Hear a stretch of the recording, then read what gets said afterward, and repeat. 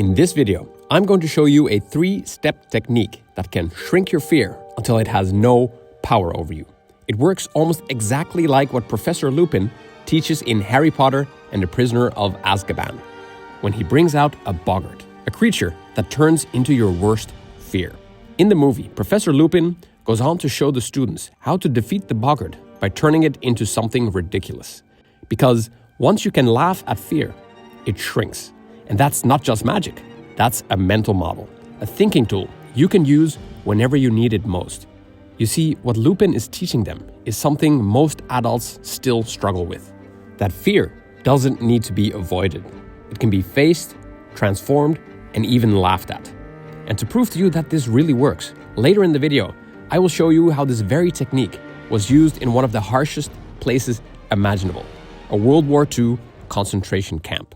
Welcome to Mindflix, where we break down powerful moments from iconic films and uncover the mental models, life lessons, and big questions hiding inside them.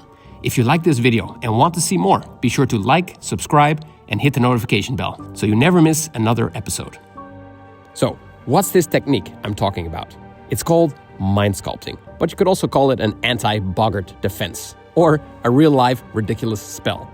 Basically, by the end of this video, you'll be able to shrink and transform any fear in 3 simple mental steps. And it doesn't stop there. You can also use it against nervousness, sadness, embarrassment, anger, or even heartbreak. All right, let's get into it. First off, let's go back to Hogwarts, because there's an important reason why Professor Lupin was so eager to teach his students the Riddikulus spell.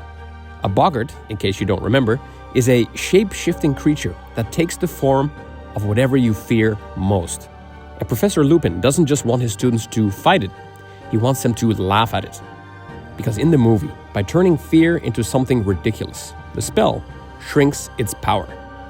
But it's more than just a magical defense, it's a mindset shift.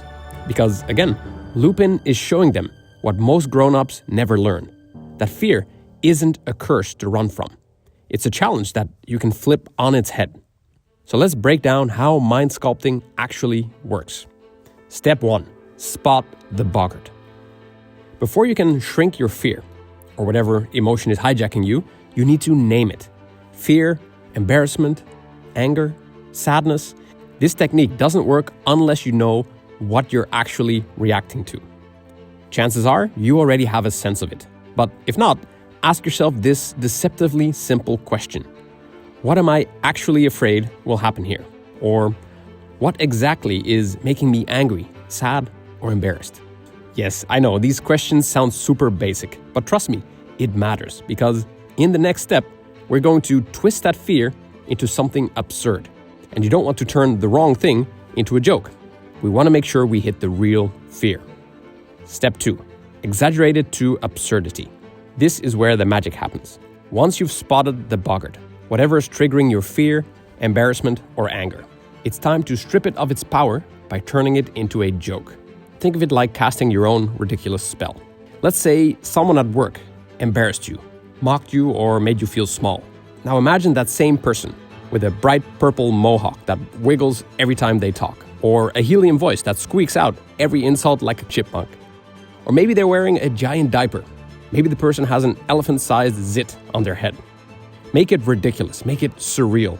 And you can make it as disgusting as you want. Because once your brain starts laughing, the emotional charge begins to break. You're not erasing the event. You're reclaiming control over it. You're reframing it, giving it a new meaning. By turning it into something visual and goofy, your brain steps back and it becomes a story, not a crisis. In a moment, I'm going to show you how this very principle helped a father and his son survive a Nazi concentration camp in one of the most moving scenes in film history. But first, let's go to step 3.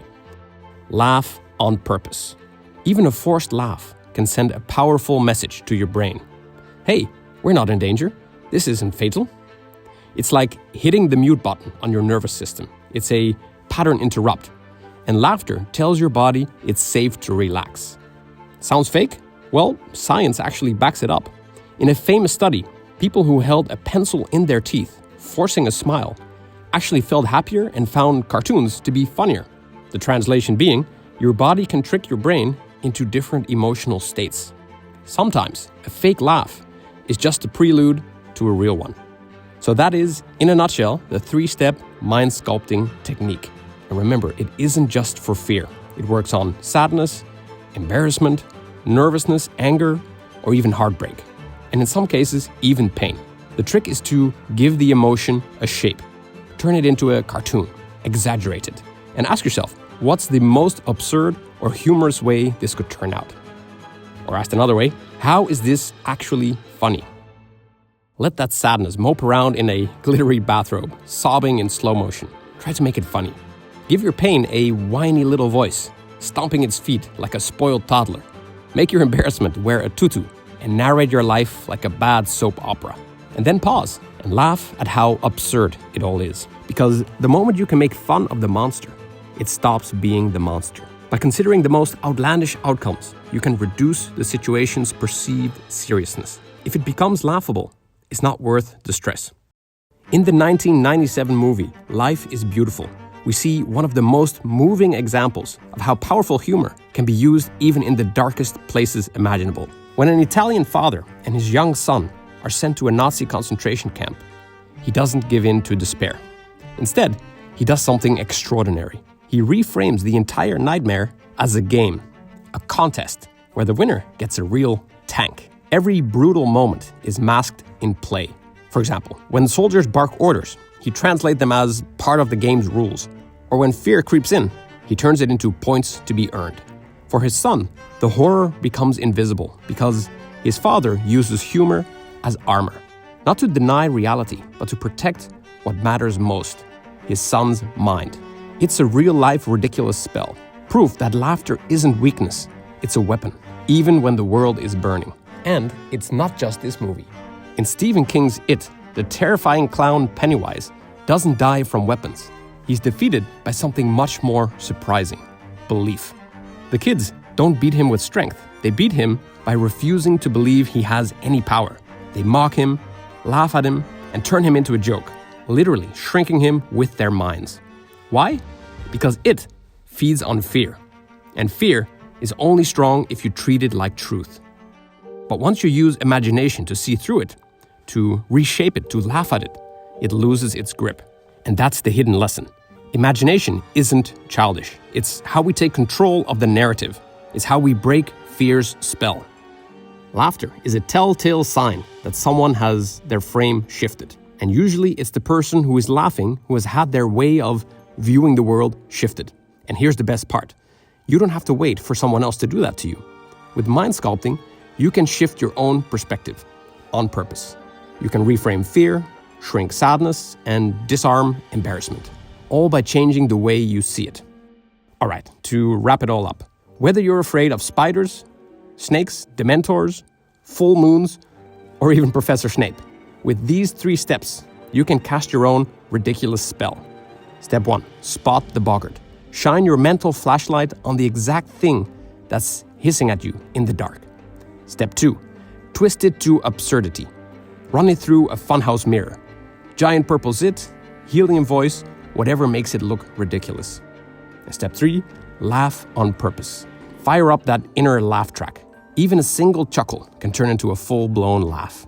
Do those 3 steps, and you've just sculpted your own mind. No wand required.